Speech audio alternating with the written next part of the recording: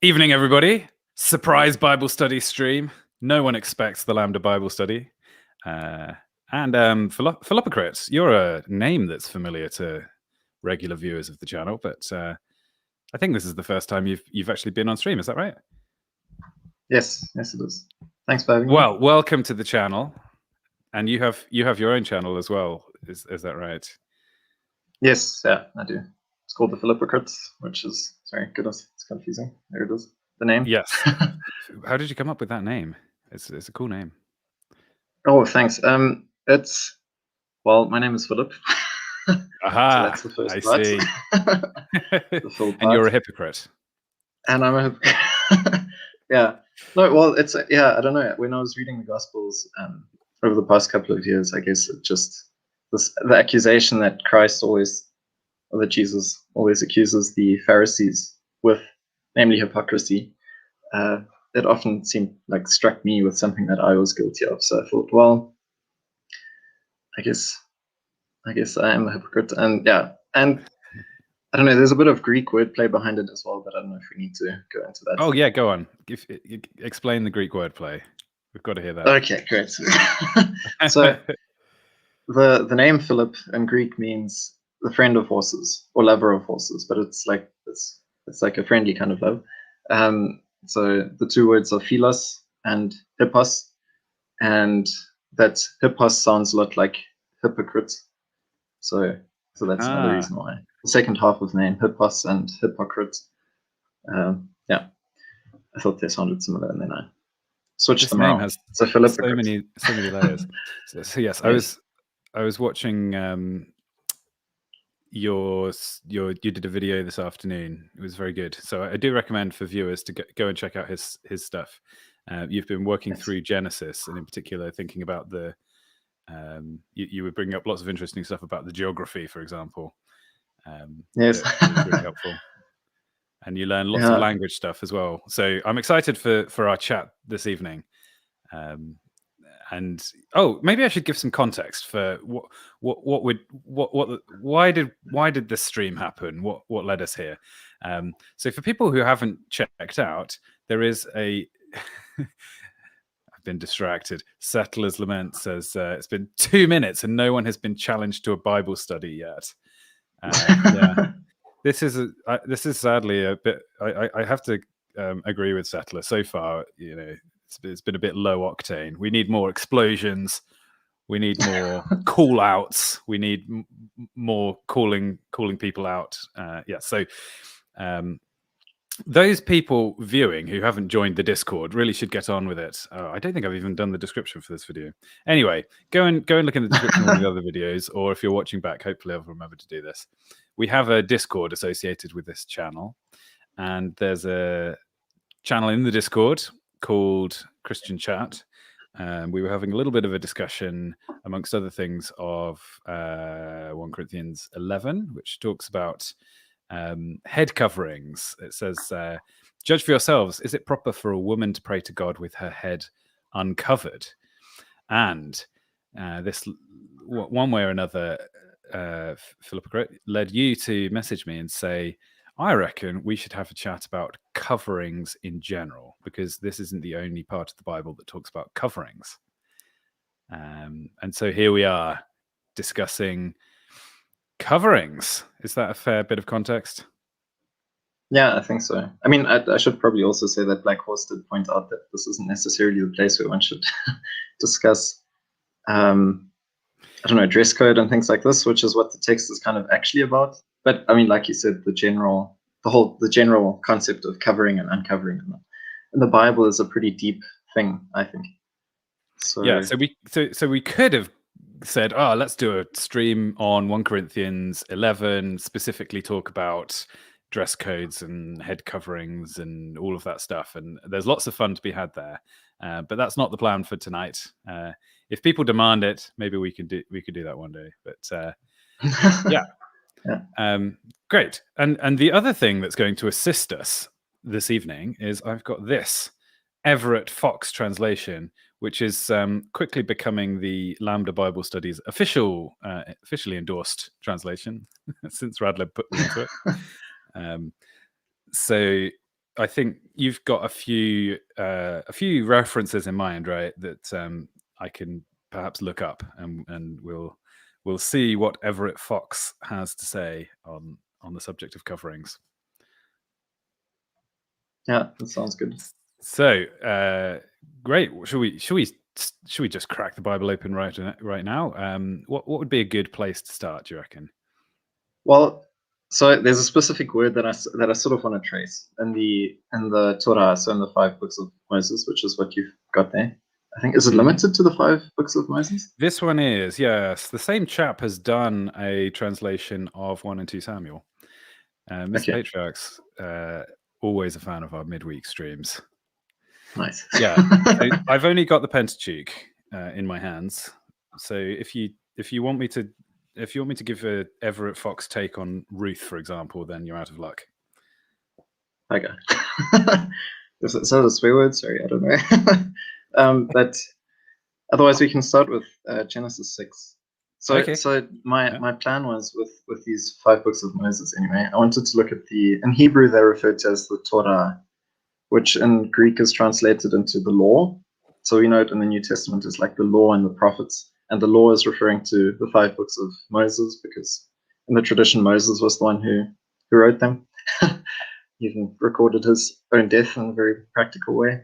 So that's quite interesting. But maybe he wrote it apart from that one tiny little bit. Yes, maybe. I don't know. I mean, anyway, that's a question for another day, probably. But the 5 books of Moses.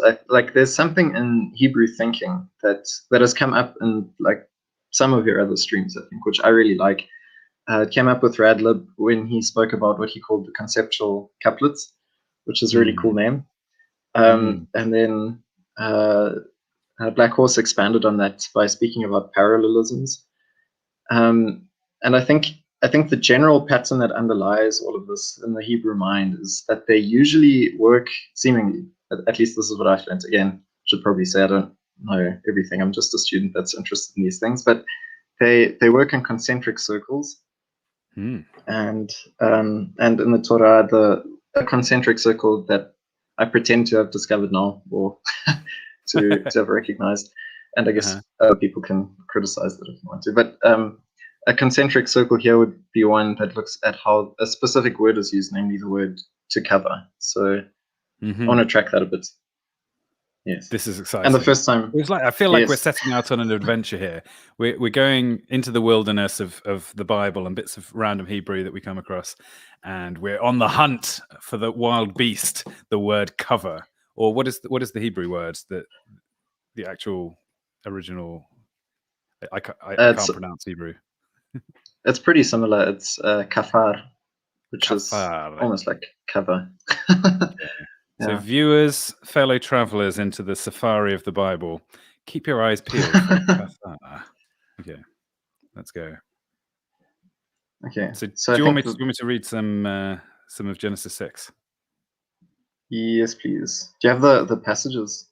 Yeah, I've got it here. So verses 13 to 14, right? Yes, excellent. God said to Noah, "An end of all flesh has come before me, for the earth is filled with wrongdoing through them. Here, I am about to bring ruin upon them, along with the earth.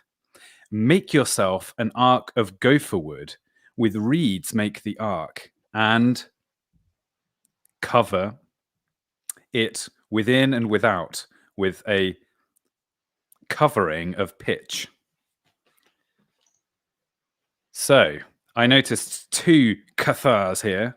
He so this is clearly everyone's going to recognize we're talking about the story of the flood, and he's covering it with pitch. So I guess if you imagine the ark as this beautiful like wooden object as it's always depicted, maybe it was actually this ugly black blob. But yeah, pitch is still used, right, for waterproofing boats. So yes, exactly, and that's actually one of the big points that I want to look at is the waterproofing quality of this covering, this specific covering. That's someone I know. Oh, It's good.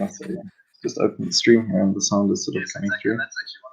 She's ready for Hopefully the sleuthing. This is a kind of Sherlock Holmes mystery. That's how I like to think of this stream. Yes. The bottom of this covering situation. Yes. Right. So the covering, the waterproofing, that's an important part. In the Hebrew text, I'm so glad. See, this is why I asked for that translation, because I think in most other translations it just says and sort of smear it with pitch or something like that. So it's a bit more of a paraphrase in the translation, but the Everett Fox one really, he's got it. Keeps it, yeah, he keeps it quite literal, which is cool, because then you can follow these concepts, like you say, like an adventure, looking for a treasure. It's like Indiana Jones. Everett Fox never leads us wrong. So yeah, because in the Hebrew, the word that's used here is cover, and the word pitch doesn't actually really show up. So it just says cover the ark with the covering, and it doesn't explicitly say that it's pitch. And then in the Greek Old Testament, in the Septuagint, the word pitch does come up, I think. Interesting. So there, I think the tradition looks at the different options that it gets out of the ancient texts, and then it sort of tries to compile them with hyphens. It's like covering of pitch. Oh, so he makes it one word. Okay. Yeah, he's kind of implying it's one word, even though there isn't a single English word that has that kind of meaning. Yeah, that's pretty cool. But obviously, so what you're saying is that in 1 Corinthians, when women pray, they need to be waterproof. Exactly. I'm saying you need to never wash your hair, so that it gets really oily. That's oily. Anyway, waterproofing. It's all about waterproofing. But I mean, that is a part of the context, is that God is sort of threatening to destroy the world with water, and that this covering that covers the ark is going to protect the ark from being destroyed, because then it won't get waterlogged, I guess, and sink to the depths. Yeah, and everyone who's in the ark is going to be saved as well. So to me, it's a very very important, very big type of like the church. Interesting. I guess yes, because the ark contained all of the people who were saved, and they were in the community inside the ark, protected by the coverings. That's very interesting. Yeah, but Noah himself is also a really interesting figure, because it's through him, through one man, in a sense, that the entire world is saved. So he's also a very good, very strong kind of like type or shadow of the final Messiah in the Old Testament, which I really like. And he's the one who builds the church, just kind of like Christ is the head of the church, and so on. So there's a lot of really cool similarities there. I also find it interesting in Hebrews, when it talks about Noah, it says by his faith he condemned the world. Like, that's kind of a surprising way to put it, isn't it? Yeah, that's great. And became the heir of the righteousness that is in keeping with his faith. Cracking character, Noah. Yes, what a guy. There's also a passage in Ezekiel, it's 14 verse 14, easy to remember, Ezekiel 14 verse 14, where there are 3 people that are declared righteous enough to save themselves, which I, as a Lutheran who believes in grace alone and this kind of stuff, I wouldn't have expected that. But I guess the question is also, where do they get their righteousness from? Is it something that they invented, or is it something that was given to them? So interesting. That's an interesting point. This is a tangent, but one that I want to at least briefly dive into. Right. So it says, the word of the Lord came to me, son of man. The word of the Lord came to me, son of man. If a country sins against me by being unfaithful, and I stretch out my hand against it to cut off its food supply and send famine upon it and kill its people and their animals, even if these 3 men, Noah, Daniel, and Job, were in it, they could save only themselves by their righteousness, declares the sovereign Lord. So it's saying that they would be able to save themselves, but they wouldn't be able to save anyone else. Yeah. Which is again the difference, I guess, between them and and the actual Messiah who then comes, or the final one, I guess, Yeah. who does save the world. But clearly Which, righteousness doesn't mean perfection, I would say, right? As in, well, there is sorry. we see Noah, for example, he end up getting drunk and being uncovered, and Uncovered. oh, are we getting that? Oh. Is it one of the ones on our tour? No, it isn't. It is. I think Oh, there's too many. we should make a visit there. But so yes, Noah's look, shame can is in we? his uncoveredness. Yes. Could we look at that? Actually, that'd be so cool, because it is mentioned in Leviticus, or not that expressly, but the whole sort of uncovering the nakedness of people as something that at least has consequences, but is generally frowned upon, as sort of described in Leviticus 18, I think, as well. And so, do you want me to find it in Everett? oh, that'd be good. Yeah, it'll be in Genesis Where is 9. it? I think in the latter part of Genesis 9. Yeah, but that's an interesting story as well, and the story of Lot. now But anyway, when Noah awoke from his wine, let's go a bit earlier. Now Noah was the first man of the soil. He planted a vineyard, and when he drank from the wine, he became drunk and exposed himself in the middle of the tent. Ham, the father of Canaan, saw his father's nakedness and told his two brothers outside.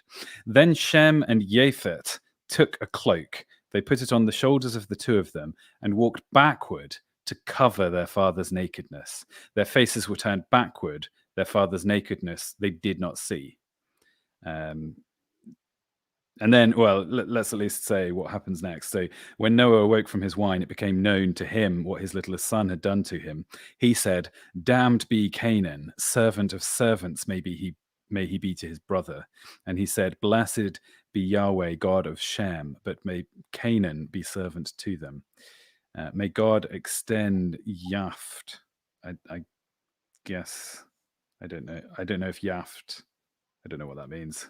Sorry, Everett's gone a bit off the wall here. May God extend / Yaft. Is that just a word that is difficult to translate, maybe?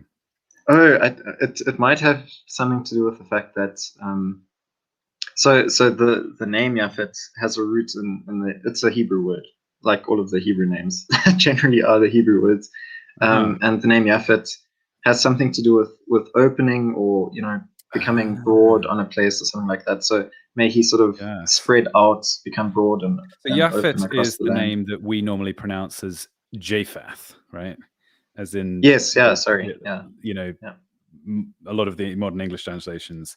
So what he's saying here is that may God extend Japheth, but in Hebrew that is may God yaft Yefet. There's this kind of wordplay going on. Nice. Yeah, exactly. Okay, but basically the point here is that the uncovered nature was shameful of Noah, and even people who looked on Noah were implicated in the shame. Like that, it is not only shameful to Noah for having been naked, but it's shameful for. So what seems to happen is that Ham goes and gets his brothers and is like making fun of Noah. And then Shem and Japheth don't go along with this. They're like, no, this is not a funny situation. In fact, we're going to go into the tent backwards so that we don't see his uncoveredness. Yeah, it's kind of like what would it is that is it the fifth commandment for you, that honor mother and father? I can't remember which one, but yeah. Okay, well, honor mother and father is a commandment. Yes. and I think it has something to do with that as well. That one doesn't look at the vulnerability, because nakedness has something to do with vulnerability, right? It is the fifth commandment, you're right. Right. Yes. And isn't there also a reference in the New Testament that the parts of the body that we cover are in some way worthy of honor? It's like, that seems like a good direction to go down as well. It's in 1 Corinthians 12, which is directly after that passage with the head covering of the woman. And is it? And the yes, yeah. So it's See how the it builds Bible all up. ties together? Yeah, Amazing. it's like it's one continuous It's like, story. yeah, it's so many. It's so interlinked. Once you start making connections, you're like, oh yeah, we've literally just connected. We've literally just connected all the Bibles, all the chapters, all the verses. Yeah. Yeah. Come from Genesis to Corinthians. All right. Should we have a look at Leviticus? Yes. So maybe while you're looking it up, unless you've got a bookmark in it, but No, just to further describe these concentric circles, the way they function is kind of like, I mean, if you're typing in a chat or if you're writing anything, the way you usually mark out concentric circles is by using brackets. Like you'll put brackets. I really like doing this because I'm terrible. But you'll start a sentence and then you'll put a bracket, and then you'll start a sentence in the bracket, and then you'll put a bracket inside the bracket, and then start another sentence, which is not very easy to read or. Well, it also not so happens good all the time in programming, which is my day job. So exactly, you have to keep track of like which scope you're in, and you often do it by indenting. So but even on one line, you might have like open bracket, open bracket, open bracket, and then you go close bracket, open bracket, close bracket, close bracket, close bracket, and they need to all match up in the end, right? Yes, well, I know there's some programmers in the. I don't know if they're still there, but there were some programmers in the audience that'll appreciate that as well, which is really cool. I'm not one, so that's a really cool image. I think actually, programmers probably are overrepresented in these parts. Awesome. All right, I found it. Excellent. Sorry, you were saying what's the connection between brackets and the concentric circles? Well, the way this functions, I think the whole book of the Psalms is structured like this somehow, but I need to look into it more because I found it fascinating, having heard about it, but I don't understand it yet. Is that essentially you've got like a bullseye in the middle, and then you've got things that move out from that. And so the outermost bracket is like your introduction, and we've had that now with Genesis. So Genesis 6 is the first time in the whole Bible where this word occurs. So we've come across it now for the first time. The ark is being covered. And then after that, it occurs other times. And if we look specifically now at the 5 books of Moses, the exact middle of those 5 books is the 3rd book, Leviticus.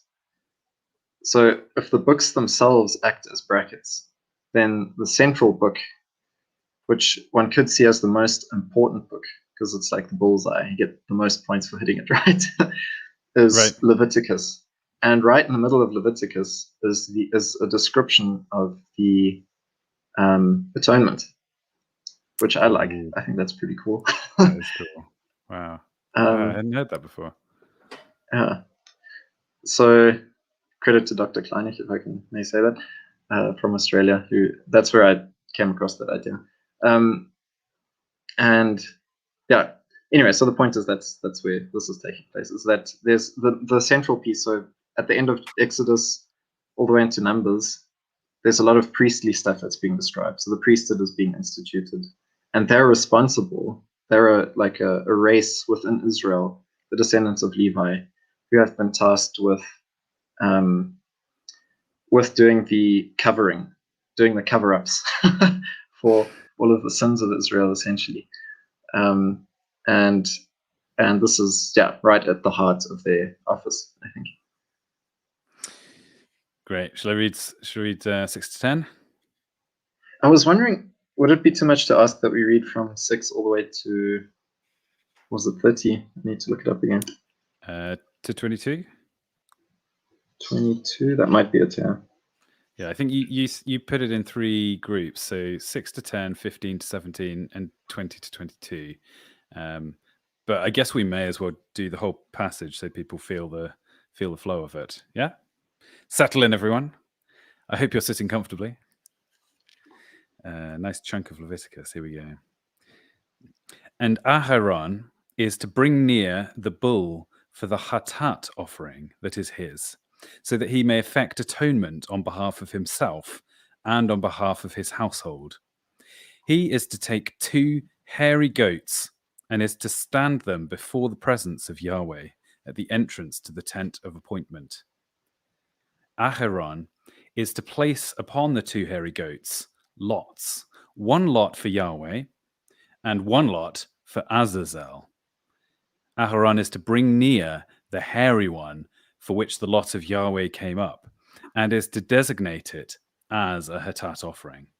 And the hairy one for which the lot of Azazel came up is to be left standing alive before the presence of Yahweh, to effect atonement upon it, to send it away to Azazel into the wilderness.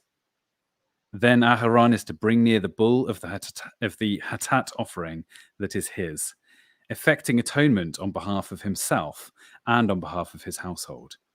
He is to slay the bull of the Hatat offering that is his, and is to take a panful of fiery coals from atop the slaughter site, from before the presence of Yahweh, and 2 fistfuls of fragrant incense, finely ground, and is to bring it inside the curtain.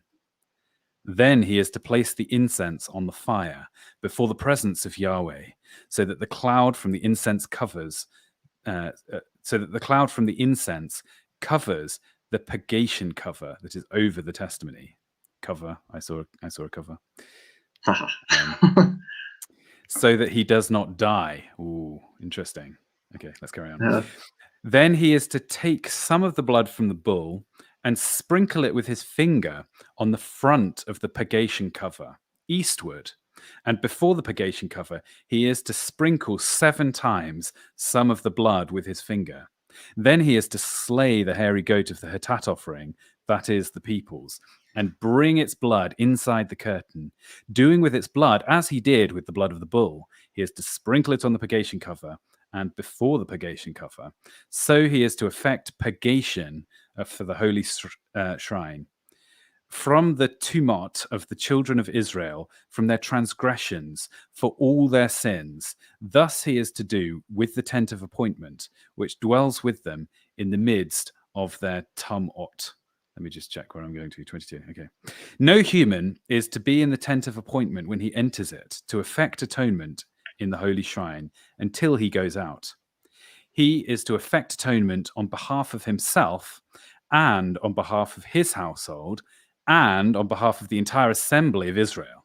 Then he is to go out to the slaughter site that is before the presence of Yahweh and effect purgation on it.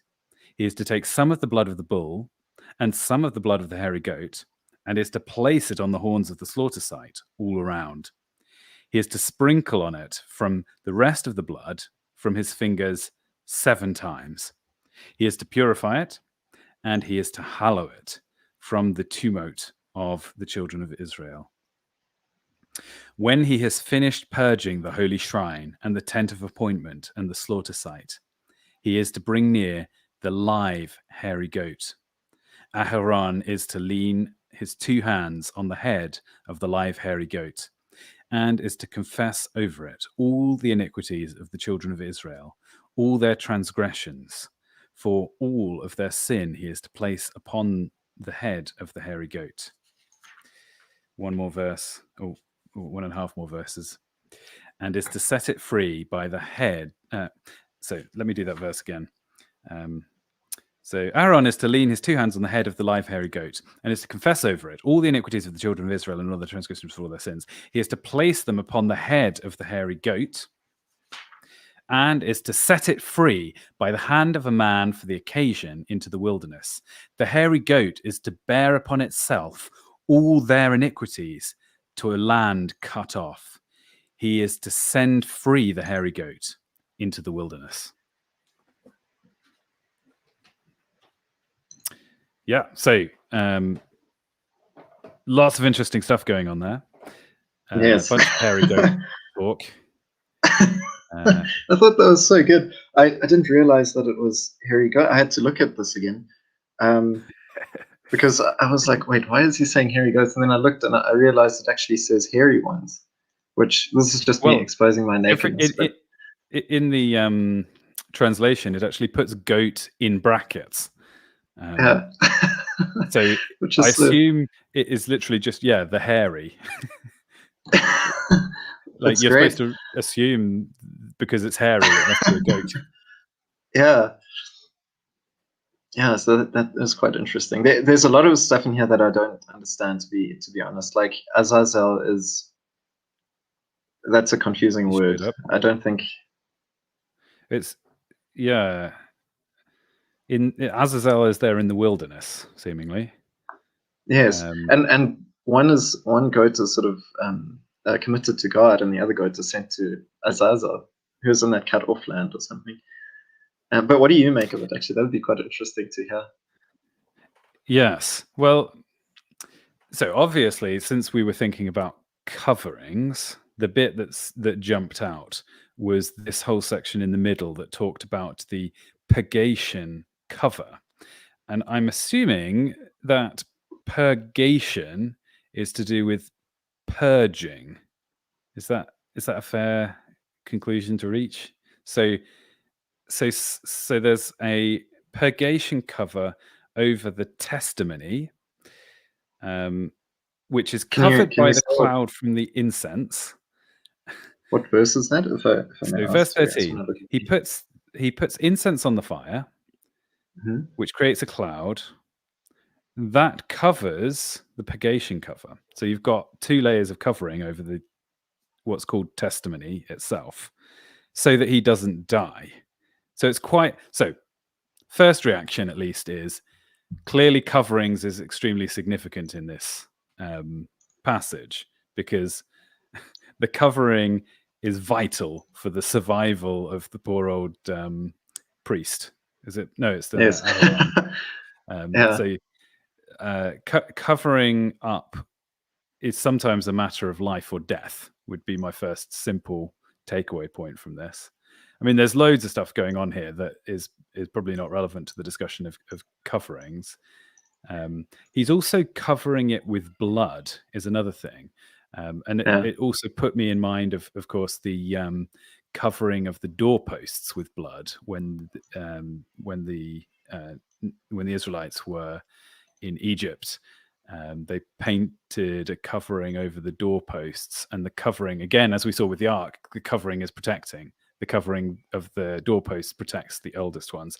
And here we see the covering using incense protects them. And the other thing incense puts me in mind is in Revelation, when incense is a reference to the Oh. prayers of the saints. Yeah, Maybe that that's is pretty one interesting. connection too far here. I think they're great. I mean, like I don't know. I feel a bit out of my depth here, to be honest.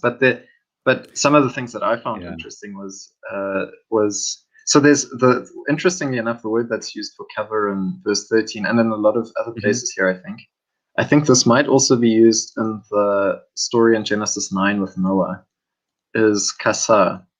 So it's a different word for cover, which doesn't mean an atoning covering. Whereas another interesting fact about the word kafar, which is the word that we're tracking a bit, is that word actually means make atonement in Hebrew.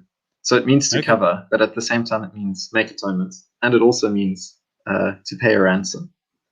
Wow! So all of that meaning is contained in this one word.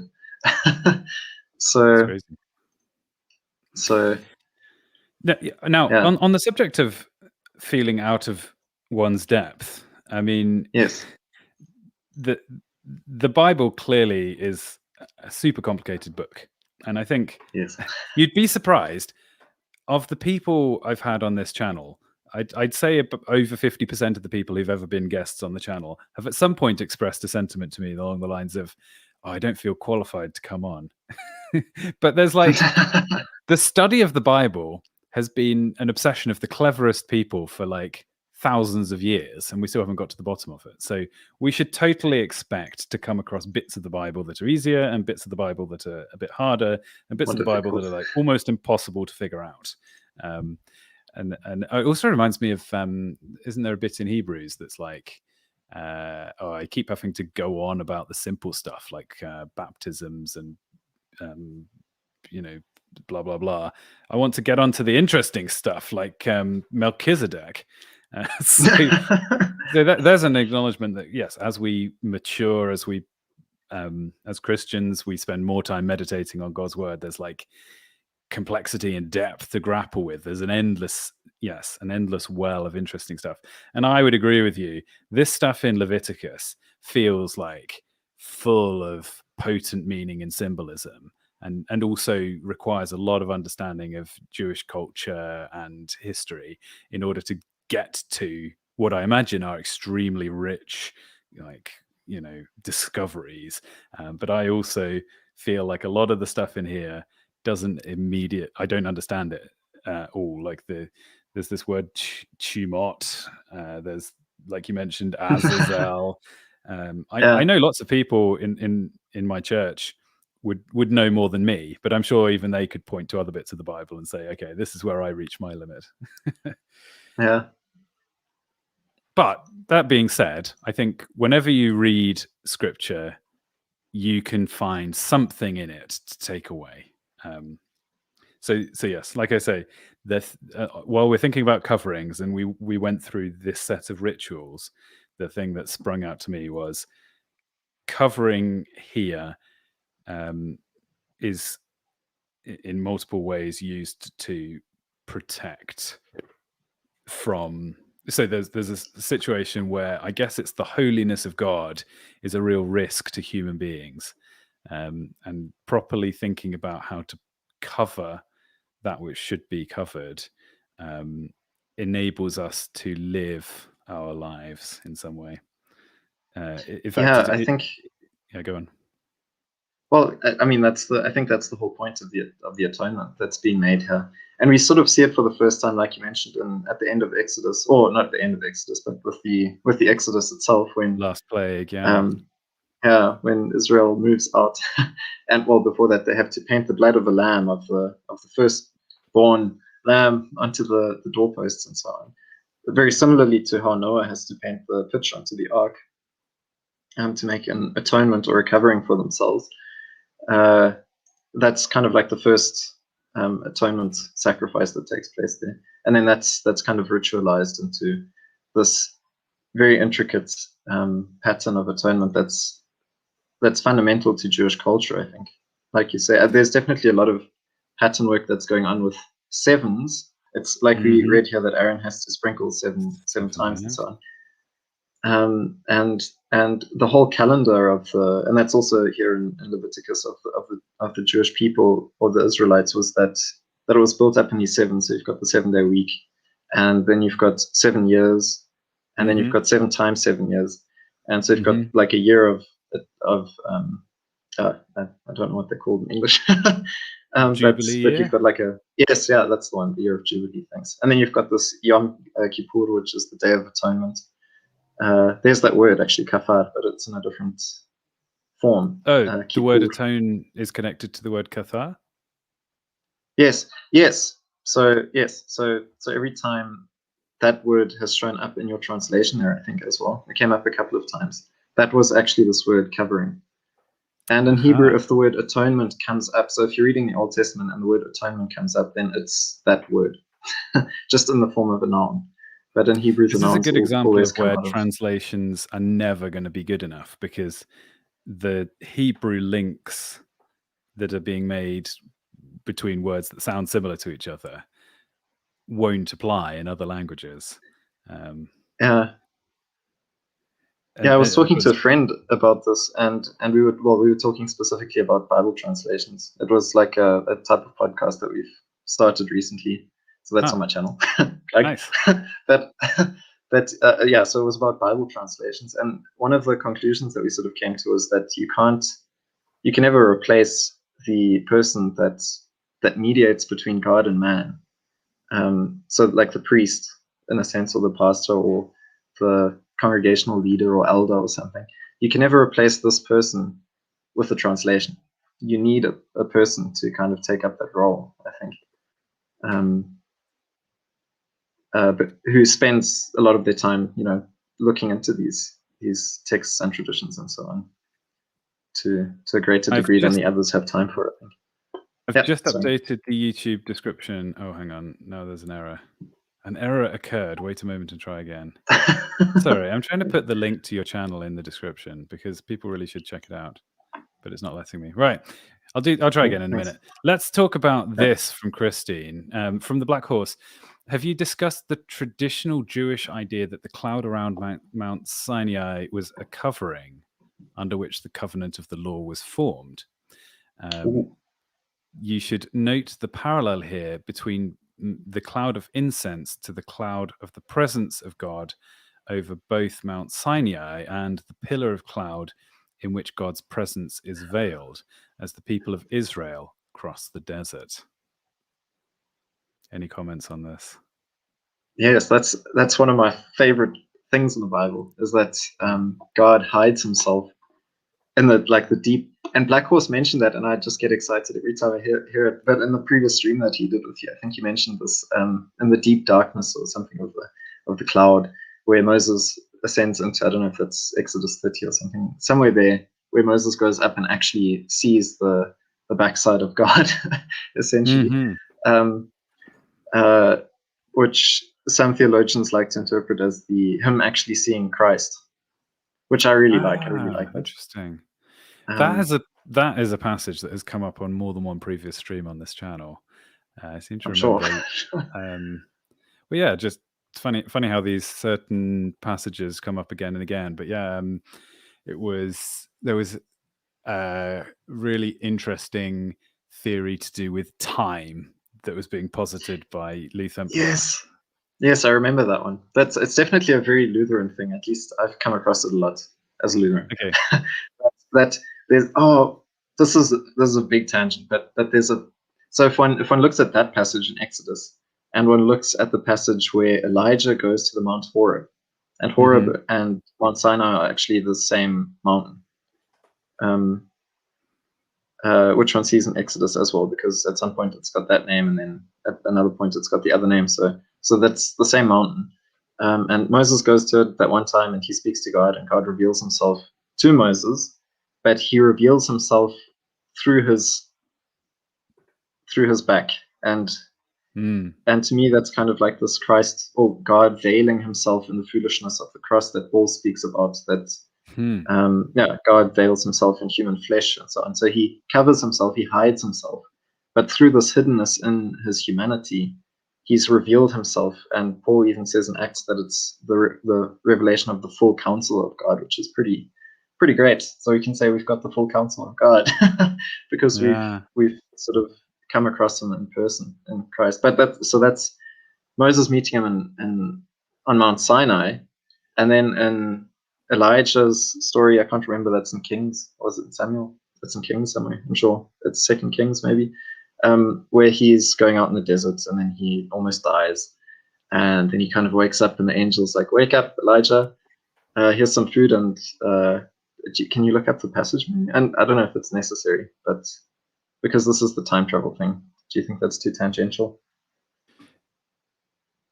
It's too interesting. Probably. It doesn't matter how tangential it is. Okay. But if you look at that passage, eventually Elijah ends up hearing God in the wind. And then in the transfiguration scene in the Gospels, Jesus has Moses to his one side and Elijah to his other side. And so I like to speculate that when Moses met Jesus on the Mount Sinai, then he was sort of transported into that transfiguration scene. And when Elijah met God, actually, in the wind, he was transported into that transfiguration scene. And God asks Moses something, and Moses said, "Have mercy on Israel." And when he asks Elijah something, Elijah says, "I've had enough of Israel. Wipe them out." So he's basically got these two opposing counsels. Yeah. And it's just before he goes to become the atoning sacrifice. So in a sense, he's doing both by making atonement for humanity, and at the same time kind of relocating the temple of God into his body, where it used to be a building that was linked to Jewish culture. He now relocates it to his own body, as the reincarnation essentially of Israel himself, Jacob being Israel. Sorry, I don't know if that's too much, but Jacob's name gets changed to Israel, and then Jesus kind of becomes the new Israel and takes all of that into his own person. And so for us as Gentiles, I mean, I'm a German.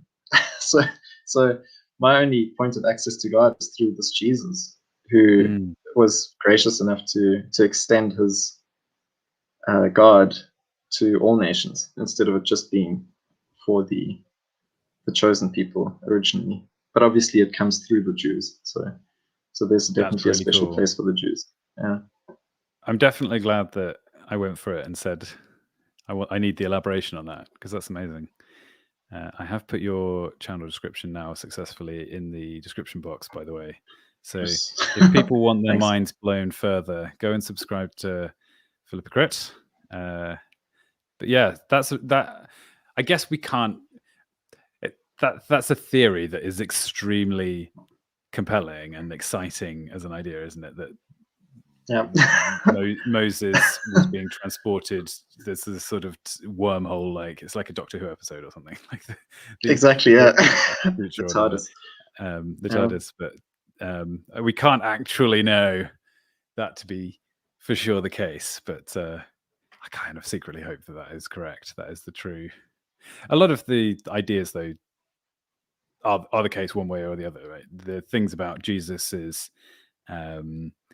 body taking over the temple and things like that are more solid, I would say.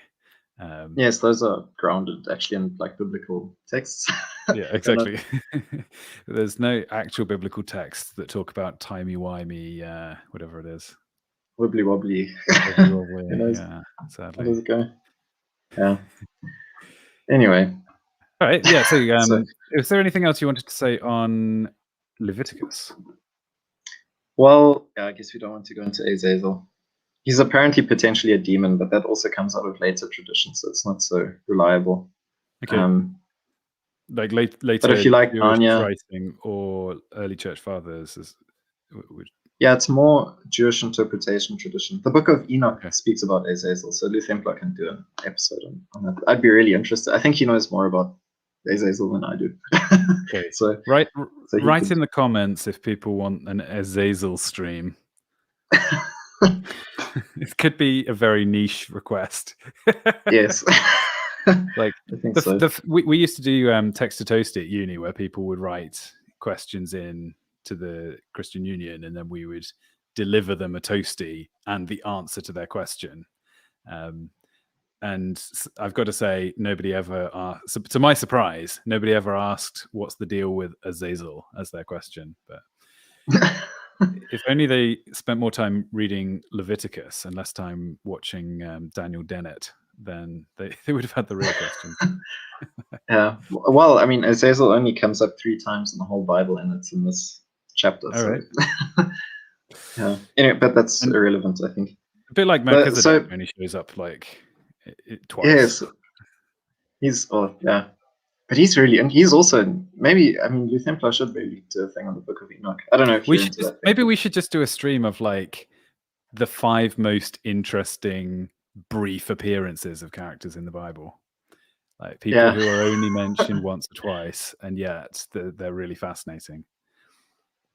That would be a good stream. Yeah, that'd be cool. Right. So, should we look at Deuteronomy? Is it 32? Sure. Maybe just as you're looking for that, then to close off the Leviticus text. So the whole idea here is that Israel. So firstly, the priesthood, then Israel, and also the house of God are all being cleaned. They're being cleansed by this blood that's being sprinkled onto them. Because that blood, that sacrifice is paying the ransom. In a sense, although we read in Hebrews that it's not possible for an animal to do that, so it's all actually just something that's shaping the culture so that it leads to that final sacrifice of the firstborn Son of God, and it's sort of bringing the people together around this whole thing. I think it's a part of the Word of God manifesting itself, that people behave according to it, and eventually lead to His coming into the world. And one can see this sanctuary. So the Ark of Noah is kind of a sanctuary. Interestingly enough, the basket in which Moses is placed when he's put in the river is also called an ark in the Hebrew, so the same word is used there. And then now we've got the tabernacle, which is the same kind of sanctuary. And that sanctuary is then cleansed continually so that God's holiness can dwell there. And the womb of Mary is kind of a sanctuary like that as well, I think, which is then cleansed so that Christ can come into the world through. And so this is that place where this cleansing and covering takes place. Sorry, and then we can look at Deuteronomy. Yes, that's good. That's a good layup, as it were. Or you've set me up. If we were playing basketball, here comes the dunk. Deuteronomy 32, starting verse 30. So Moshe spoke in the ears of the entire assembly of Israel the words of this song until they were ended. Give ear, O heavens, that I may speak. Hear, O earth, the utterance of my mouth. Where am I going up to here? 44. That's 43. 44. Is that right? Yeah. Great. So this is a song, but I'm not going to improv a tune to it. You have to imagine that. Let my teaching drip like rain. Let my words flow like dew, like droplets on new growth, like showers on grass. For the name of Yahweh I proclaim, give greatness to our God. The rock, whole and perfect are his deeds, for all his ways are just. A God, steadfast, with no corruption, equitable and upright is he. His children have wrought ruin toward him, a defect in them, a generation crooked and twisted. It is Yahweh whom you thus pay back. O people, foolish and not wise, is he not your father, your creator? He who made you and established you? Regard the days of ages past. Understand the years of generation and generation ago. Ask your father, he will tell you. Your elders, they will declare it to you. When the Most High gave nations their inheritance, at his dividing the human race, he stationed boundaries for people by the number of the gods. Indeed, the portion of Yahweh became his people, Yakot, the lot of his inheritance. He found them in a wilderness land, in a waste, a howling desert. He surrounded him. He paid him regard. He guarded him like the pupil of his eye, like an eagle protecting its nest over its young birds hovering. He spread out his wings. He took him, bearing him on his pinions. Yahweh alone did lead them, not with any foreign god. He had them mount on the high places of the land. He fed them the crops of the field. Hang on, let me just. Just let me check. 32.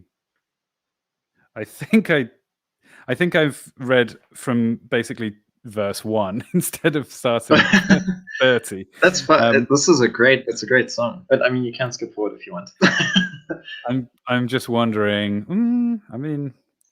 No, well, actually, maybe just look at. Oh well, you might as well. Then it's quite a long thing though. But you can. Yeah.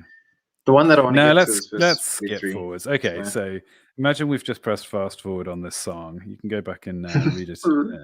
Exercise for the listener. So starting at verse 30. How can one pursue 1,000, two put a myriad to flight, unless their rock had sold them out? Yahweh had handed them over? For not like their rock is our rock, though our enemies so assess it. Indeed, from the vine of Sedum is their vine, from the field of Amorah. Their grapes are grapes of poison, clusters bitter for them. The hot venom of serpents, their wine, the cruel poison of vipers.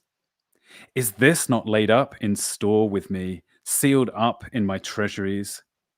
Mine are vengeance and payback, at the time when their foot slips, for near is the day of their calamity, making haste the things impended for them. But Yahweh will judge in favor of his people. Regarding his servants, he will relent. When he sees that strength of hand is gone, naught left of both fettered and free, he will say, where are its gods? The rock in whom it sought refuge, the devourer of the fat of their slaughtered offerings, drank the wine of their poured offerings. Let them rise up and help you. Let them be over you a shelter. See now that I am he. There is no God beside me. I bring death. I myself bring death, bestow life. I wound, and I myself heal. And there is from my hand no rescuing. For I lift up my hand to the heavens and say, as I live for the ages, when I sharpen my sword, my lightning sword, my hand seizes judgment. I will return vengeance on my foes, and those who hate me I will pay back.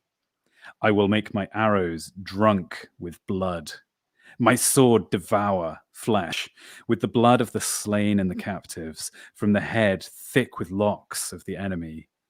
Shout for joy, O nations, over his people. For the blood of his servants he will avenge. Vengeance he will return upon his foes, effecting atonement for the soil of his people. Wow, what a passage. Yeah, man, that's really good. I actually just needed verse 43, but I really like that, especially from verse 30. The poem gets really good. I like you only needed verse 43, and you almost ended up with 43 verses. Yep. Shall I repeat 43 then, just in case people had sort of drifted off into Zoned a out. poetic haze? Shout for joy, O nations, over his people. For the blood of his servants he will avenge. Vengeance he will return upon his foes, effecting atonement for the soil of his people. I'm guessing that word that here is written in English as effecting atonement is the word in Hebrew that has the kahar link. Yeah. Or it maybe even is kahar. Yeah, kafar. Yeah. Kathar. Sorry, yes. Yeah, that's yeah, that's the one. See, you know Hebrew. No. And then all you can Totally qualified. Give me the yeah. yeah. So vengeance he will return upon his foes. Kathar, or as it's translated here, effecting atonement for the soil of his people. Yeah. So vengeance is like, we know that, revenge, but this atonement is like it's a similar idea, right? He's saying the soil of his people has been like unjustly taken from them, but God is going to go and atone for that. Is that right, or am I misunderstanding? Yeah, I think that that there's definitely like a struggle, a war that's going on through the whole Bible. And I think if one reads Revelation as a summary of the whole Bible, instead of just like I know a lot of people like to reduce it to some sort of prophecy of the future. But Jane likes that. Yes, hi Jane. Yeah. Jane. Yeah, that's cool. But what was I saying about the? There was a war going on all through the Bible. Yes. So and I think if you read Revelation as like a summary of the whole Bible, then that helps you like map a lot of stuff in the Bible. Like for example, it begins with the serpent tempting Eve, and then that throughout the Bible is then sort of retrospectively revealed as for Satan, like the leader of the rebellion in heaven, or against heaven, maybe one could say, coming into earth and sort of corrupting humanity, and through humanity, everything that was entrusted into humanity's care. So I like so there was definitely verse 33 that we read. It said that the enemies, instead of drinking wine, are drinking the hot venom of vipers, the hot venom of serpents, and the cruel poison of vipers.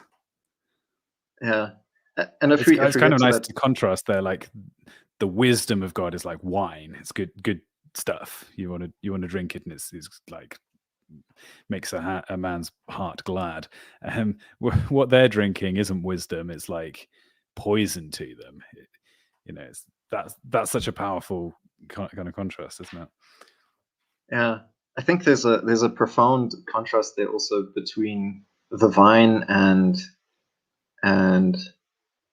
the unvine, or the wine and the poison that they're drinking, which is described as like wine,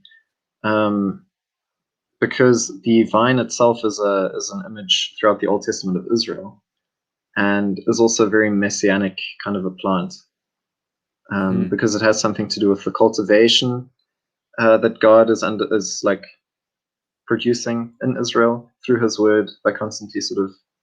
Paul also describes God's law as a tutor or a guardian for His people until that Christ came to free them. This law was there to sort of educate them, to mature them or something. Yeah, and in and to Romans, guard of them and course, so on. there's the discussion of the branch being grafted in. So the Gentiles, I guess that's us, right? We've been fixed Yeah, that's onto me. the vine being like the nation of Israel, but then the nation actually has ended up going astray. And then it says, actually, if the Gentiles being grafted in has been so great, imagine how awesome it's going to be when the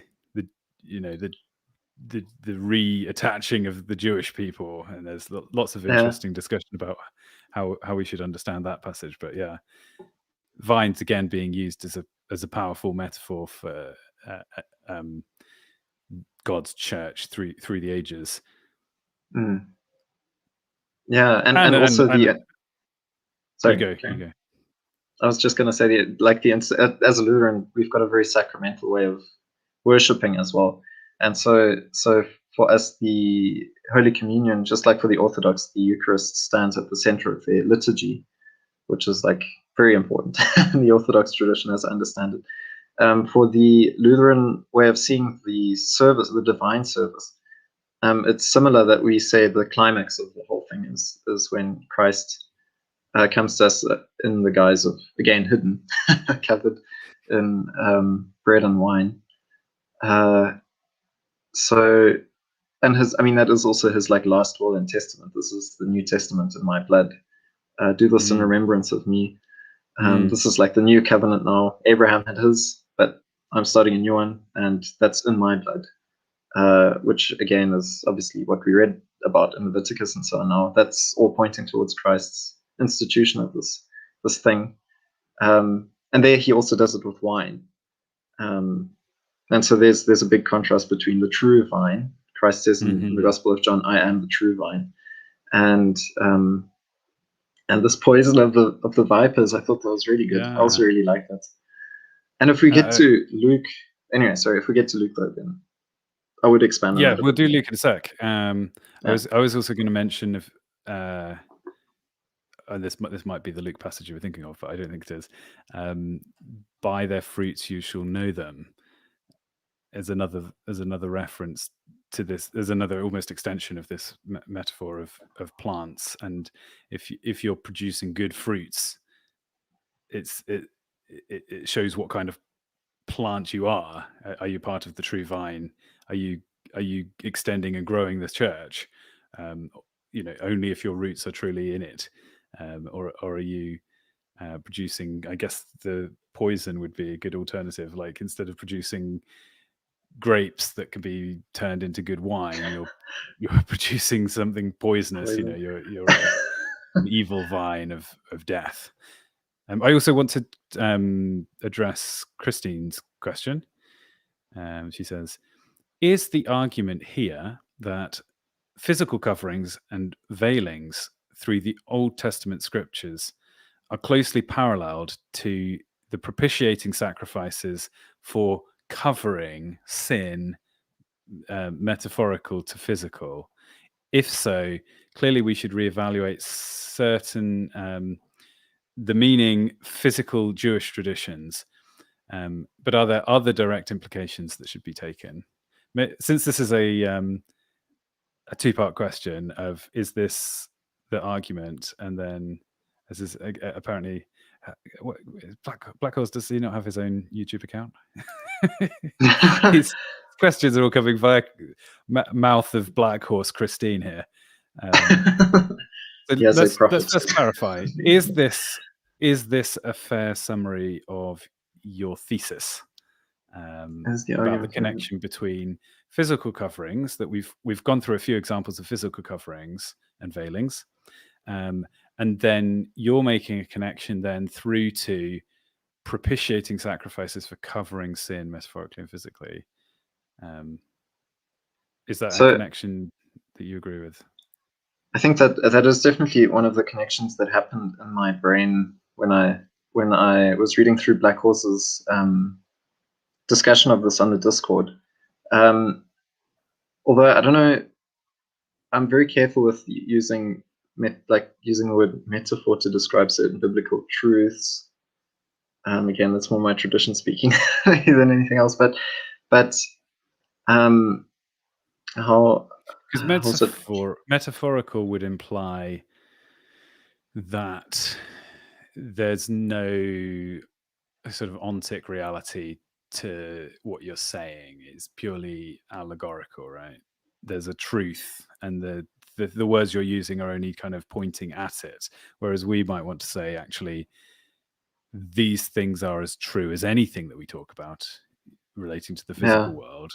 God's spiritual realms are deeply real, and the consequences, and in some ways maybe even more real than things we worry about in the physical realm. yeah.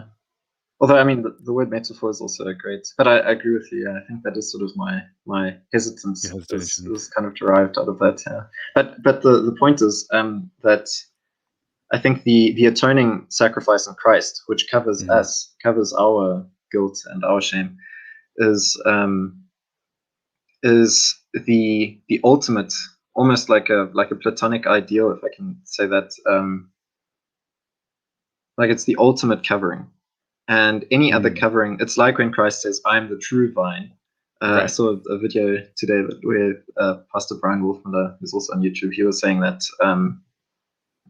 What was he saying? He was saying that Jesus says, "I am the true vine," and that basically means that every vine you see out in the field, that's just trying to copy me, which I thought was pretty Right.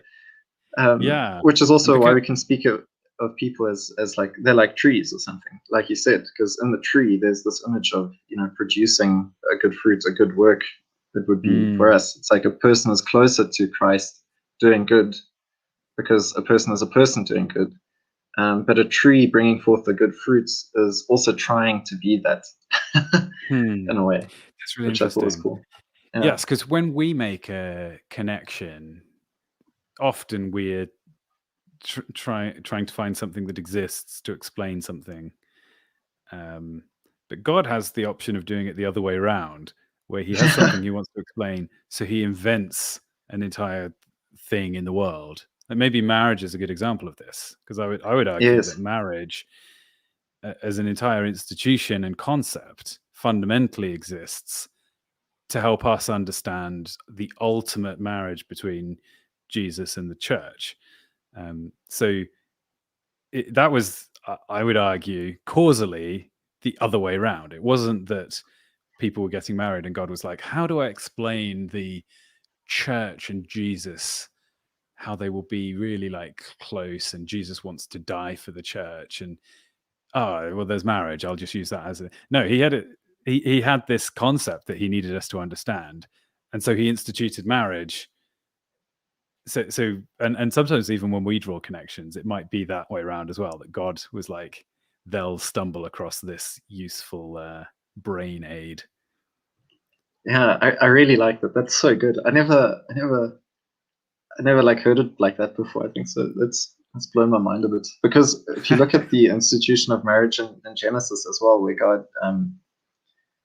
well, he creates man and woman also. Well, in Genesis 2, he says it's not good that man is alone. In the way that you just phrased it, it makes me think, well, it's not necessarily the case that God was saying, well, that it's not good that man is alone, so I'll make a woman, then he won't be alone. It's more like it's not good that man is alone, and this will help him understand even better that I am with him by understanding what it means to be in communion with another person. And because God is also personal, it's like he's just really filling out that experience or something like that. I think that's really cool. I really like that. Yeah. We've had some comments. Intelligence can't become conscious without a sexual reproduction hierarchy. trees and That sounds plants are dangerous. not conscious because they don't have a reproduction hierarchy. They have bees to pollinate them. Okay.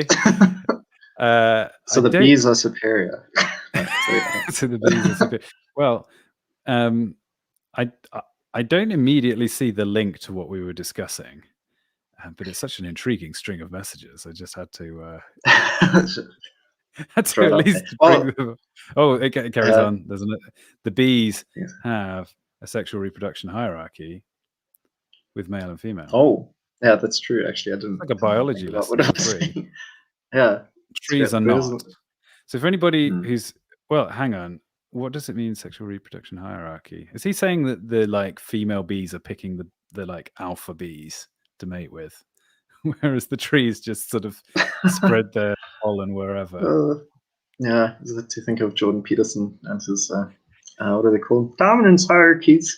Oh, you could do But it as oh well. man, there's Everyone some on this really good channel has a killer Jordan Peterson. impression. Well, I'm sure you can do it as well. I can't do Canadian accent. All I know Okay, is that they that's say actually boot. just. How about that? But I end up sounding Irish. Well, plants are, but they have conscious animals reproducing them, or the wind, like when Jesus. Here we go. Finally, a link through to the Bible. I knew it was coming. Like when Jesus heals the blind man, he says they are walking trees. I'm sorry, Yeah. Psycho Naught TV. I don't see where you're going. Have you got it? Are you ahead of me? I've got it. Go I'm on. speaking a language. So I cannot TV. Enlighten me. Basically, well, I don't know.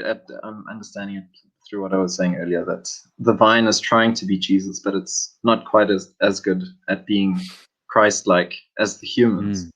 And so in this case, the plants aren't as Christ-like as the humans because they can't experience this personal, conscious togetherness, not aloneness or something. That's how I would understand it. So the humans are the closest in the hierarchy to the ultimate pinnacle, which is God Himself, because they can sexually reproduce. I think that's what he's saying. Yeah, like the fact that we were made in the image of God is a difficult thing to understand, but of course, there's another factor in there that's judgment and discernment. I mean, we're really going into these comments, but it is interesting because he's saying basically we can choose superior mates or something like that. To speak very biologically, we can naturally select. Well, yeah, we can select our mates or something like that, our spouses. Let's put it in more better language. I prefer that. yes, to some degree, anyway. We can select our spouses, even just as God sort of selects His chosen people.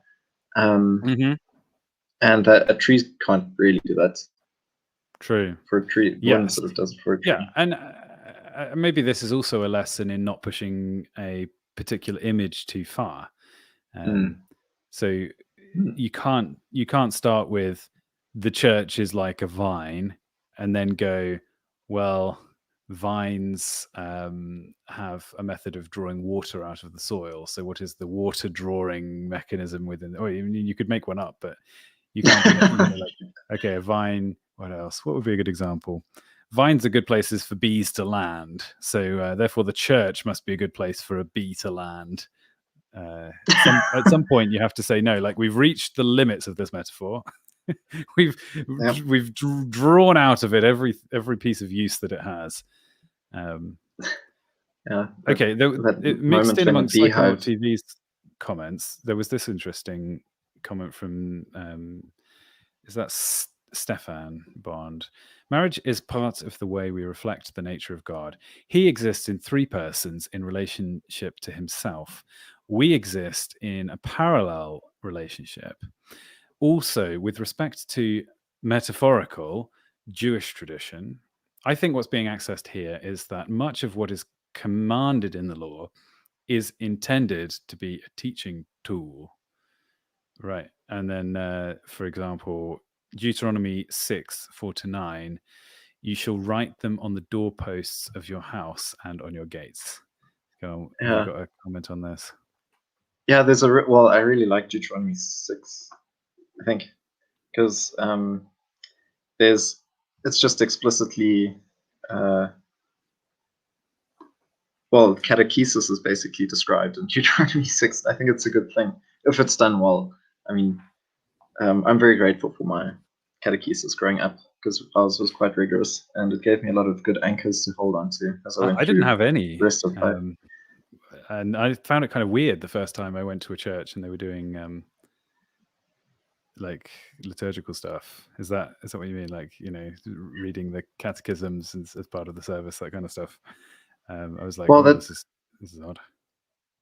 Yeah, I think it can be a bit cold. But then I realized, sometimes. then I came around to it entirely, I should say. It just was unfamiliar to me at first. But now I can totally see the value. Yeah, the way in which I experienced it was that it was something that happened during the week before we went to school. It was just like we went to lessons with our pastor and he would teach us the Bible by means of a catechism, which had sort of nicely structured everything that we need to learn from the Bible. Yeah, I mean, in our case, it's Luther's small catechism that we learned. I think the Baptist catechism is Wayne Grudem's systematic theology. Okay. any Baptist listening will amen to that. Okay. Well, that's great. Yeah, I mean, in this case, it's just the father sort of teaching his household the Bible, right. I think, in Deuteronomy 6, and that was the point of the small catechism that we know. It didn't quite end up happening that way, which is sad because if you're doing it at home around the table, you've basically created a culture of Christianity or Judaism in this case. Yeah. He's not happy. No, I'm not saying that. Sorry. It's funny because reproduction breeds higher consciousness somehow. It's an interesting point. But, if you look at the creatures that exist on the planet, the ones which reproduce, well, no, hang on. I think he means specifically. I don't know, because like trees do reproduce. So you need to be a bit be more careful in your speech, Psychonauts TV. Jesus says, it's yes, many things. No, sorry. Maybe he's given up. Anyway, we had a try at understanding Psychonauts TV. Can you think hard and distill your point into a single concise message that we can mull over? But thank you otherwise for your thoughts. I'm very interested in this idea you're pursuing. But should we get back on track? Yes. Yeah. So Deuteronomy. We've done. Yeah, we read through Deuteronomy and we briefly got distracted talking about serpents, and then we got distracted talking about levels of consciousness. But you mostly wanted to draw our attention to verse 44. Is that right? Or verse 43. Yes, 44 is just kind of contextualizing it. Aaron and Hoshea, who I think is renamed Joshua. I think that's Joshua. They basically go out to the people, but that's not necessary. So 43 basically says God will make atonement for his people. And this is the last time that the word kafar, well, in this case it's kiper, I think, which is just a different form of it, but it's the last time that it occurs in the 5 books of Moses. And in Deuteronomy it only occurs twice, and in Genesis it only occurs twice, I think. And then it doesn't occur throughout the rest of the 5 books of Moses, except close to the end of Exodus, going through Leviticus and into Numbers. So there's also like the placement of this word is definitely like it's scarce on the edges, but it's there on the edges, and then it's very dense in the middle of the 5 books of Moses. So then one can sort of see the distribution. That's what it's called, of this word in the oldest part of the Bible, which is very cool, I think. And it's just describing this whole thing. God will avenge his people against the devil and his servants, basically, because Satan can win over people into his service, unfortunately, I think, as well. And I think it's those that have been won over into the service of Satan, essentially, that are the enemies of God. And that leads us to Luke, because there they're exposed. Yeah. Do you want to read And a this, yeah, bit, Luke? sure. Did you want to read? It would be nice to hear that passage that you're referring to, or I can bring it up. Yes. No, I can read it. Sorry, I just need to find it again. I know it's in Luke 11. Well, I guess I can find it here in the Bible. I've got the King James version, but do you want me to read it? Sorry, was that the King James is great. Let's do that. Excellent. There's people who listen to these Bible studies who are most dismayed that we use any other translation than King James. So they'll be particularly relieved that here we are. Yes. We've done about 28 episodes of these Bible studies, and finally we've realized the error of our ways, and here comes KJV. Yes, good old, also divinely inspired translation. No, not quite. Sorry, I had a friend who used to say of the King James version, if it was good enough for Jesus, it's good enough for me. Oh my goodness, that's so typical. That sounds like my people that they said about the Luther translation. Anyway, and then suddenly they begin to realize that Jesus was actually a Jew, and they're like, wait a minute, that doesn't. Anyway, maybe he mostly spent his time speaking Aramaic. What? Who'd have think? Anyway. So Luke 11. Just before this, Jesus is accused of serving Beelzebub, which LaRue at some point did the kindness of pointing out as a pagan god. But Paul also does say that the demons work through the idols and so on. So he's basically accused of serving the demons, I think, by the Pharisees and so on. And then eventually, for some reason, Jesus is invited to visit a Pharisee, and that's where this is taking place, after they've accused him nicely. Anyway, so from verse 37. And as he spake, this is Jesus now, as Jesus spake, a certain Pharisee besought him to dine with him, and he went in and sat down to meat, which is to eat. And when the Pharisee saw it, he marveled that he had not first washed before dinner. And the Lord said unto him, Now do ye Pharisees make clean the outside of the cup and the platter, but your inward part is full of ravening and wickedness. Ye fools, did not he that made that which is without make that which is within also? But rather give alms of such things as ye have. And behold, all things are clean unto you.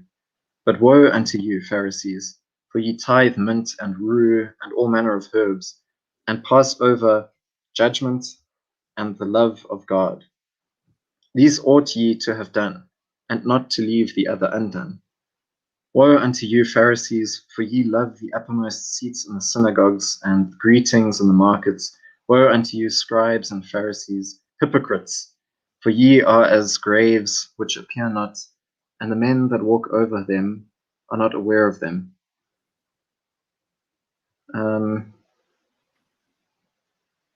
So there was that. I'm trying to remember now if I need to read any more of it. While you're figuring that out, we've had a request from Psychonaut TV to read Psalm 51.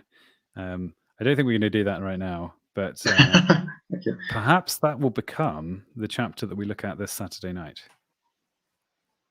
I'm always open to suggestions, so maybe tune in on Saturdays, and if I remember, we'll do Psalm 51. Great, that's given me enough time to remember. Great. That I don't need to read anymore. But basically, after that, he still accuses the lawyers, for those who are learned in the law of Moses.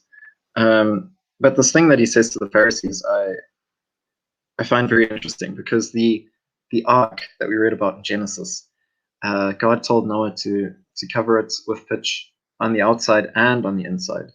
And yeah, I remember. And the tabernacle into which Aaron goes to sort of sprinkle the blood to make it holy, to sanctify it, or to cleanse it. He has to do that on the outside. So he has to sprinkle that around the outside of the tabernacle, as far as I remember. And he also has to go in behind the covering, and do it within the tabernacle. So there's also this sense that it has to be done within. Yeah, and that's also where my suggestion in Discord came from, that washing the outside of the mug, but not the inside. Jesus is accusing the Pharisees of basically, washing the outside, but the inside is full of ravening and wickedness. And if anyone really wants to hear how much Jesus cracks down on the Pharisees, they should read Matthew 23, but we don't need to do that. It's pretty it's pretty hardcore. But you know, I think sorry. Do you know the YouTuber Lindy Beige? Have you ever heard of him? No. I had a few people when I first started doing this channel who said that I looked like him. So he's relatively well known on YouTube. He's got this random video that's like 10 years old, barely any views, where he's basically making the point: why would you worry about washing the outside of a pot? The inside of the pot is the bit that you cook with. But everyone I get the feeling that he'd had some guests over recently, and they'd complained about the state of his pots. He was saying, well, it's the inside that actually matters. And this passage put me in mind of that, because cleaning the outside of the mug so that it looks presentable whilst the inside is still dirty, and then drinking out of it, you might look from the outside as if you're intaking nice clean drink, but actually it would have been way better to look dirty on the outside but be clean on the inside. And likewise with our lives, the connection here is he's saying to the Pharisees, you project holiness to the world, but you're sinful within. And we can be that way as well, can't we? We can, go along to church on Sunday wearing our Sunday best and sing very heartily, but then we go home and we do all kinds of things. We're lazy at work, and we are rude to people around us in our lives, and we're not loving, and we don't give any of our wealth away, and we look at things online that we shouldn't, and so on. It's the purity inside that actually is what's more important. So that's what Jesus is saying here. Sorry.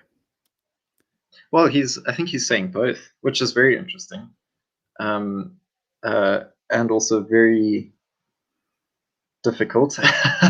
But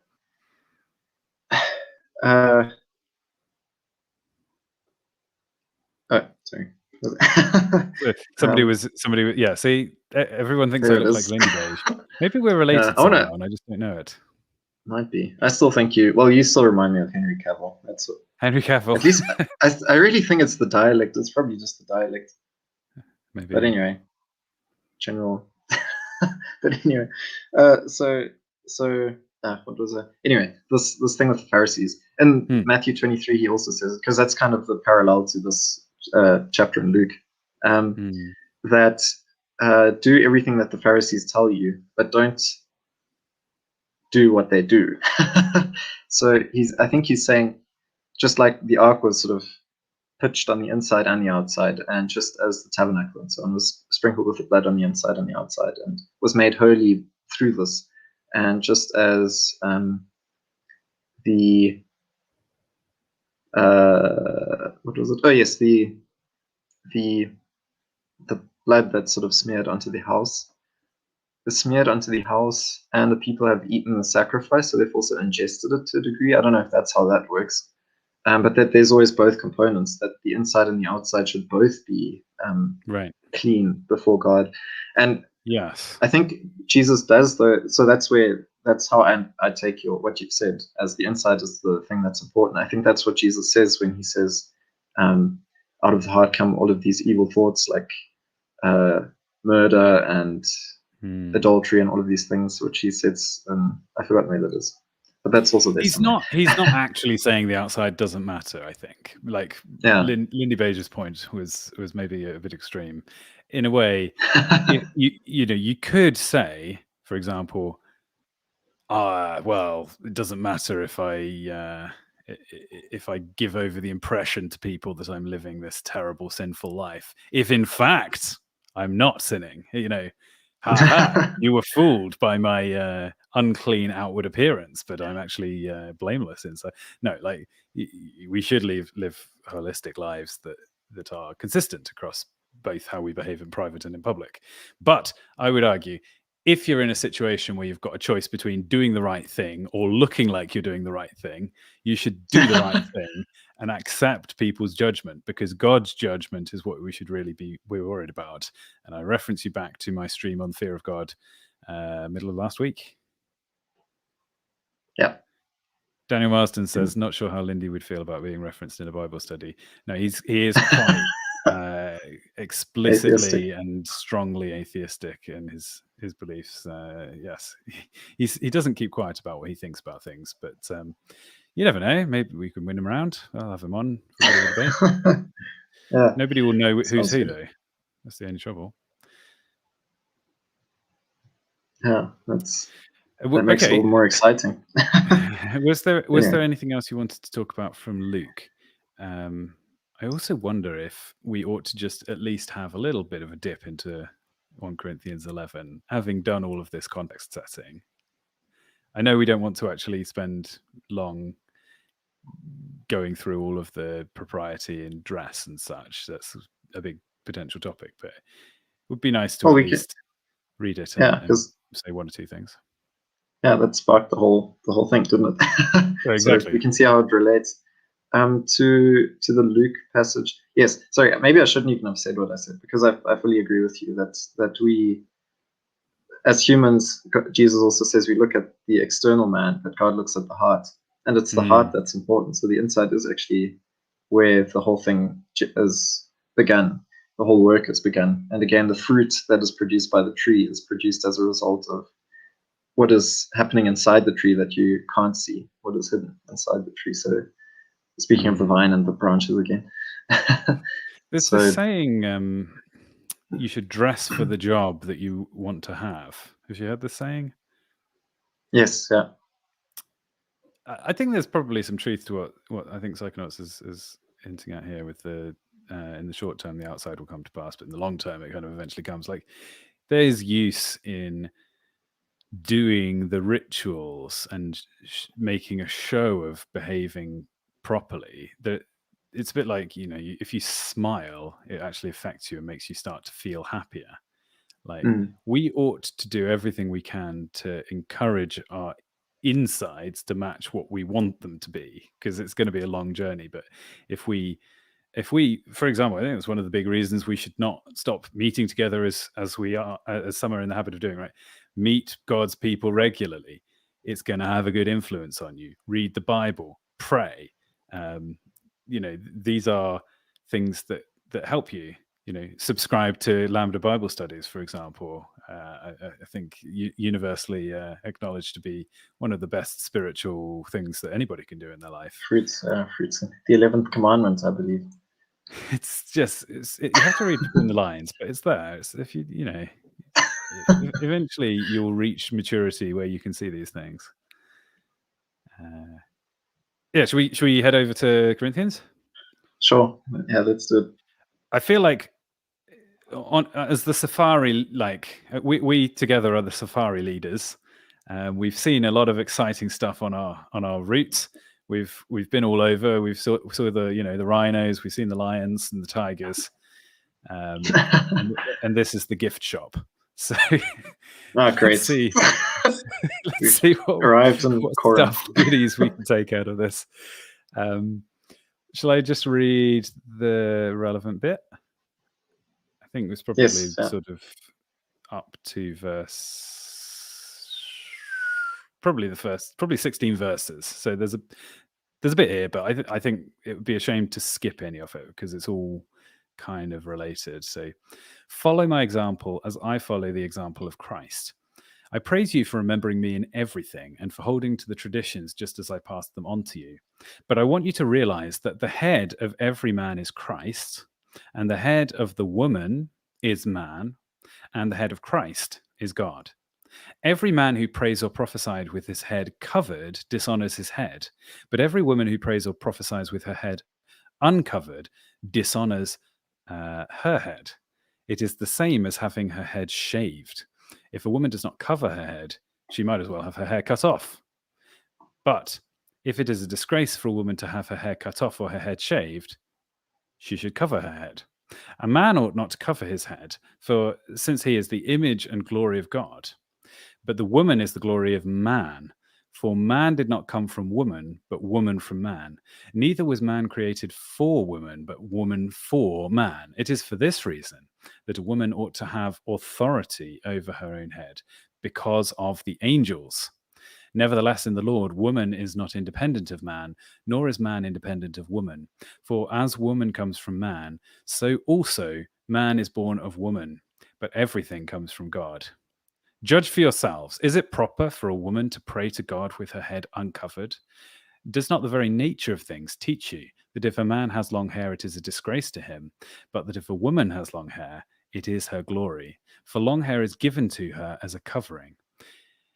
If anyone wants to be contentious about this, we have no other practice, and nor do the churches of God. So, as usual, Paul tentatively, carefully, with some hedging and nuance, going into a debate, trying to reconcile both sides. No, he just slams out his opinion. Doesn't care. But it's great at the end that he's just like, but if anyone doesn't like this, or if anyone wants to argue about it, just it's not a practice that we have. I don't quite know what to make of that, because he's like built up this whole argument, and then he gets to the end and he's like, but nah. Well, I think what he's saying is like, well, if somebody's just arguing for arguing's sake, it's going to be unproductive, and everyone's going to be better off if they leave. Like, fair enough if you have a genuine disagreement, but what he's saying is this is a situation that's settled and everyone's on the same page here. So if someone's just being trouble, like, don't fear throwing people out who are causing more bad than good. There's absolutely heaps in here. So for fear of this stream ending up being 10 hours long, we won't be able to answer every single question. Yeah, go on. Yeah, you said just to take one thing out of there and to tie it back up to what Black Horse asked at the earlier in the stream, with regards to the cloud, God hiding himself in the cloud, and that verse in Proverbs that I think I put it in the Discord, Proverbs 25 or something like that. I've closed my Discord. That it is the glory of God to hide things, and it is the glory of kings to uncover things. I find that really interesting, because it seems to me, this is my interpretation of 1 Corinthians 11, as something that Paul writes as a Pharisee and as someone who knows the Old Testament backwards, basically. So there's a lot of stuff that he can take for granted, and that if his audience is also Jewish and went to, had some form of catechesis as a Jewish person, that stuff that's in Deuteronomy 6, they'll also have this in the back of their mind the whole time. It's how they'll be seeing the world. So I think there's a way in which Paul can speak here, and he can say something like, or he can describe the woman as the half of the Adam, because in Genesis it says, I want to lay some groundwork quickly. Go on. Which is that the word for earth, or like land, or soil, in Hebrew is Adamah. And so the Adam is kind of the son of the earth, or the earthling. So the earthling, God says, I will make him, and I will make him male and female. And those terms are also loaded, but the point is just that one earthling consists of, and the Jews sort of mythologized that to this whole thing that we've heard often, that the original human had like two heads, and however many limbs, and then he was divided in two, and that's how you find your soulmate. But I don't agree with that. The point is just that the human as he is seen now, the earthling as he is seen in this world before the resurrection, before we will be like the angels, consists of a part that is female and a part that is male. And I think the female is, in the Hebrew understanding of things, a sort of veiled half of the human, and that is something that's very feminine. And that also, of the things that are described in the law of Moses, it is a very feminine quality to be sort of covered up and so on. And then within the safe confines of a marriage and a stable household, to be uncovered and also to be penetrated. That's a part of the name of the word female in Hebrew. At least that's how I understand it.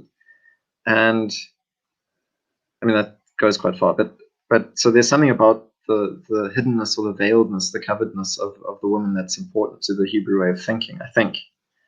And I think that's why it's sort of the glory of God to hide things, because he hides himself in his chosen people, firstly, and then also in the cloud and so on, and in other things. He hides himself in signs and so on. And then finally, he reveals himself in Jesus Christ. And so in the congregation, the man being the other half of the human, who's sort of more the one who carries the name, he's called Adam by God. And so he carries the name. He later names Eve as well, but she isn't, the man carries the name of the species as well, in a sense. And so there's things like this that one could see in there, I think. But he also is usually the one who's named in the family tree. He's usually the one who's the big actor. And the woman is more the sort of sanctuary that is good for establishing the household and organizing its economy, and also raising the children so that they become good men either, or women if they are women. And then later on, the men obviously are entrusted to their fathers to do that other part of the manliness training or whatever. So I think there's a bunch of that's in the background of this, where the man then is the sort of revealed face of God, whereas the woman contains more of the hidden aspects of God. I like that he puts in, nevertheless in the Lord, woman is not independent of man, nor is man independent of woman. For as woman came from man, so also man is born of woman, but everything comes from God. So that's just a little a limiter there on don't take it too far. Like, women and men have interdependence. It's not entirely the case that women are to be subservient and lesser than man, but you see a pattern of male headship being clearly presented, and difference in the roles of men and women, which is very, very countercultural.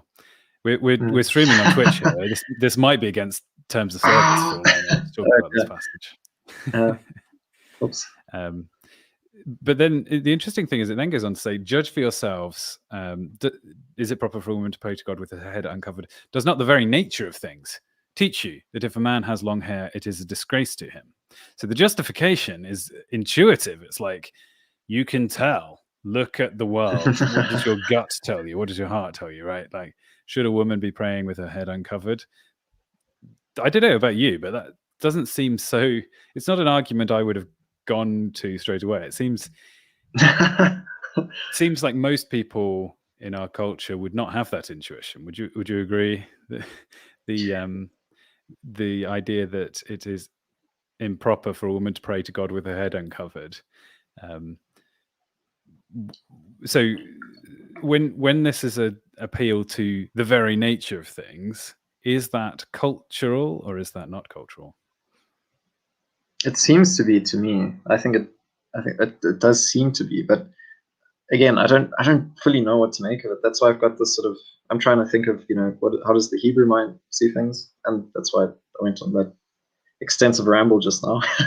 But But on the other hand, also because he does bring that argument of you can see it. Just look at Lambda. He's got short hair.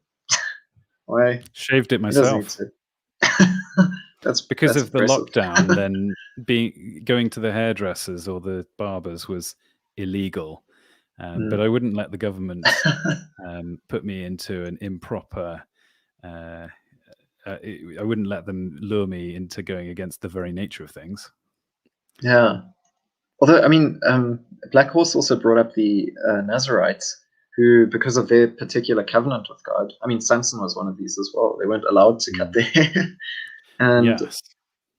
yeah. And often Jesus is depicted with long hair, I've noticed. Yeah. And I think he had long hair. Yeah, mine isn't too short either. Sorry. What makes you think he had long hair? Was he a Nazarite? I don't know. I sometimes think that John the Baptist was Jesus with long hair. I kind of like the Shroud of Turin as a depiction of who he is. Just because I also saw a 3D print of him recently, and he's got all of these wounds and everything like that. Based on that, and I thought, well, that seems like it could be what he looked like. Long hair. Maybe. I don't know. I couldn't say for sure one way or the other. My instinct says the Shroud of Turin is a fraud, but I haven't looked into it.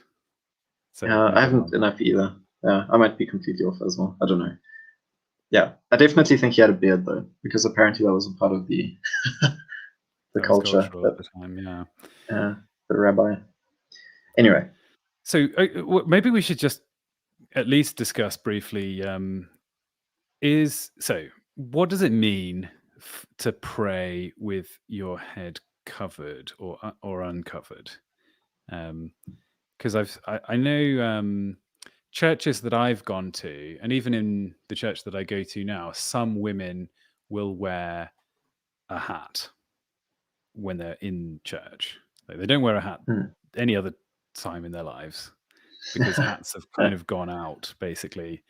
It used to be the case that hats were a big fashion item for both genders, but it seems like in the last 50 years, people have stopped wearing hats completely. But one place that they live on is the super trad bits of Christianity, because women wear hats as a result of this, specifically as a result of this passage, right? The Queen herself? I imagine the Queen, because she's trad to in some dimensions. So is that what we think it meant? I've also heard that there was some connection with prostitution in the culture and women having their head uncovered. Or is it like sort of hair covering? Yeah. Ooh, actually, that would be good. Anyway, yeah. So I think someone else brought that up as well, or maybe it was Black Horse as well. But the temple prostitutes in the Greek world, I think it was in the Greek world, and this takes place in. I mean, this is addressed to the Corinthians, which is a big Greek city at the time. Well, I guess it's always been kind of since its founding or whatever. It's been a big Greek city, but the temple priestesses, which were basically prostitutes, because that was a part of their temple service, would shave their heads so that you could recognize them. So it was a part of their uniform. So having your hair shaved as a woman it says in this passage, it clearly is a sign of shame, right? It's if you shouldn't, if a woman doesn't cover her head, she might as well have her hair cut off. But if it is a disgraceful woman to have her hair cut off or her head shaved, then she should cover her head. So he's kind of appealing there to, well, everybody listening is going to understand it's disgraceful for a woman to have her hair cut off, unless you're going along with the crazy religion down the road where they have wild orgies in their temple. We're not like those guys, right? Our women dress with propriety and wear what is culturally acceptable as women. And then I guess what it's also saying is, as men, we're not going to be dressing as if we're women. We're not going to be wearing the kind of head coverings that only the women are wearing, because that would also be weird, but in a different way. That's always how I've read this passage, as like, if you're so head coverings here in this context is a really clear gender signifier in dress, is what I always understood it as. So if you're a man, you have your head uncovered. If you're a woman and you have your head uncovered, it's assumed you're a prostitute. If you're a woman and you have your head covered, that's good womanly kind of way to dress in this culture. Yeah. But then I do wonder. Yeah, sorry. It says that the very nature of things, which sounds like it's not just cultural. Yes. Somebody's claiming that the word Jesus is censored in chat. Now that's a scary idea. I wonder if it is. Maybe it's so that you can't use it as profanity. I don't know. Oh, that would be nice. Maybe Twitch's top priority as a company is promoting moral fortitude in all of the people using the service. That's one hypothesis. Oh, that's great. Yeah. Yeah, they should try typing the Tetragrammaton into the chat. The Hebrew name of God. No, there we go. This is in YouTube chat, so that doesn't count. Oh, I see. Oh, yeah, I see. Failed. Okay. All right. So the very nature of things. It's confusing to me. It's a tricky passage. I feel like we weren't properly prepared for getting to the bottom of this here, but at least we had a bit of a discussion of it. The basic principle here. Let's pretend for a moment that we've got to the bottom of what it actually means. The principle here is let's pretend. Every man who prays or prophesies with his head covered dishonors his head. So to link it back to the covering stuff that we were just talking about, right? Covering is dishonoring in this case. That's back to front, because all the examples that we saw, for example, Noah being uncovered was dishonoring, or the ark, if it was not covered, would be destroyed, or the Leviticus passages about the covering to protect the Aharon, that was covering being necessary. So what was this argument from? Was it from the Black Horse about it's in the nature of kings? Did you say to uncover? Maybe that's yes. Well, so this is what that. I mean, the actual verse is, a man ought not to cover his head, since he is the image and glory of God. Yeah, and there's in Isaiah 25, I think it is, the sacrifice that can we read that? That's a relatively short passage. Yeah, go ahead.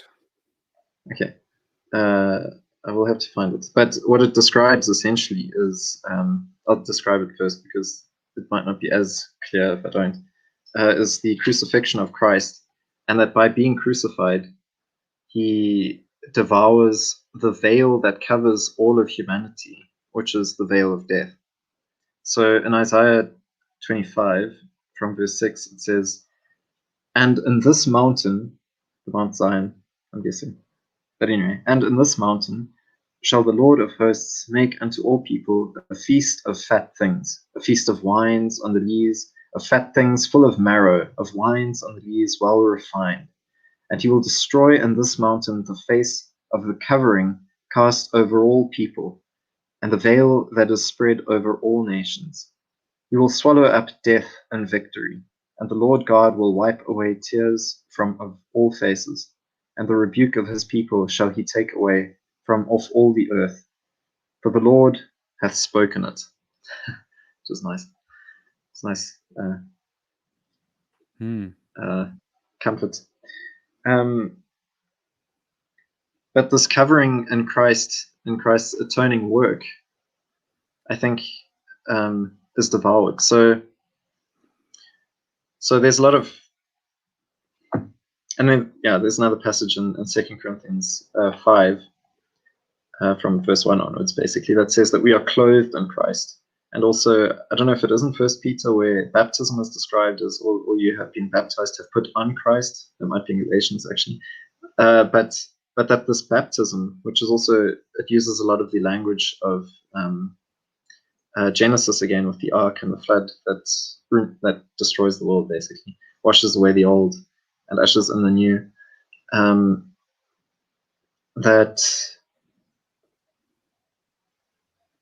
We have put on Christ, basically, and that he covers us, and that at the same time, that which used to cover us has been consumed, has been washed away.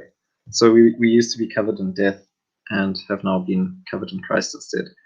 I've forgotten how I got onto that point, actually. I don't remember what the original question was. Well, but anyway.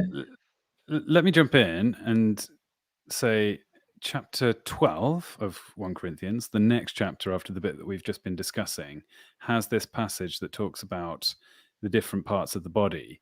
And as one aside in that passage, it says, the parts that we think are less honorable, we treat with special honor. And the parts that are unpresentable are treated with special modesty, while our presentable parts need no special treatment. But God has put the body together, giving greater honor to the parts that lacked it, so that there should be no division in the body, but that its parts should have equal concern for each other. If one part suffers, every part suffers with it. If one part is honored, every part rejoices with it. So I think what we see here is a general pattern in God's creation, and in particular in the creation of individual humans. And we see here in the society of God's people in general that there are honorable and dishonorable parts, and there are parts that need covering and uncovering, but that they together, when treated appropriately, fulfill God's vision or plan for mankind. So just because something is covered doesn't mean it's better or worse. After all, God himself is often the thing being covered. You know, in the, like we mentioned, the trip across the desert, there was the pillar of smoke, or up in the mountain, there was weather effects to cover, you know, to various. We could come up with a million examples of where God is being covered. We see women and their heads being covered, and we see men as the image of God with their heads being exposed. We also see on our bodies, our faces, our heads are the thing that is visible. We see our faces because those are things that are meant to be projected to one another, whereas other parts of our body, for modesty purposes, we cover. But it's not because God did a bad job and we're embarrassed about that part of the body. It's just that we keep, how's it put here? The parts that are unpresentable are treated with special modesty. So there's just a sort of propriety in behavior that has some deep reflections and connotations. And I think it's a whole way of thinking about the world that's totally alien to us, because basically today's culture is so, when apart from anything else, it's like pornographic as a culture. And also there's the concept of like, well, nobody should be ever ashamed of anything. It's like, well, we have shame, so we'll for just a reason. Cancel what we don't like. That's true. Yes, that's right. Yes, you shouldn't be ashamed of your body, no matter if you're like 500 kilograms. But if you were to tweet something that's slightly, 2 years behind message, then that's the end of the world, for example. Yeah. Oh my goodness. Yeah, I don't think you can escape like shame and what's it called? Shame and honor. That's like a very culture. That's a fundamental human sociological thing, which is related to guilt and righteousness and shame and honor, or something like that. So these two. I've noticed a real attempt to paint shame and honor as a phenomenon of parts of Asia. And I wonder if that is a deliberate tactic to try to make us feel like that is a foreign concept and to not behave that way. But I think shame and honor is deeply embedded in Judaism and consequently in the West. Yeah, I don't know if it's even just deeply embedded in. I think it comes out of. I mean, it's human nature, like you were saying. It's Yeah, psychological. yeah. Out of the fact that we experience nakedness. I mean, that's Yeah. one of the weirdest things that you can experience. I think it's like, oh, I'm naked, need to cover myself. There's an actual need. There's a need for that, which only comes after the fall. Interesting. Yeah, and it's so alien to us to imagine being in the pre-fall Garden of Eden where nakedness was not even a concept. There was like no alternative. Like if you look at animals in a zoo, right? They're not concerned about covering themselves up. They don't wear clothes. Once upon a time, Adam and Eve were the same way, just completely oblivious to their bodies being something that needed modesty.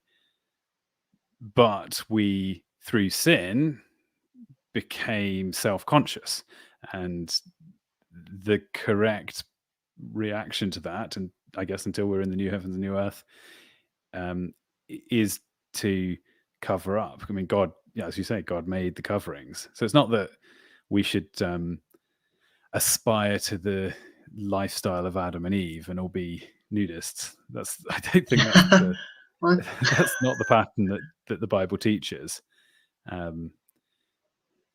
But the concept here is that we should present ourselves to other people in a way that's proper, and that's then the link back to the coverings in worship. I still think this is probably meaning in public worship. I would think. I don't think it's saying that women, even in this culture, would have needed to wear a head covering if they were praying, at home in private, in secret. It might even well. Now I'm speculating. I don't know. It could be praying in public, like praying out loud for other people to hear, like leading prayer. Yeah. Although I'm not sure that women did that. So, and a lot of the sorry, now I'm getting out of my depth. Yeah.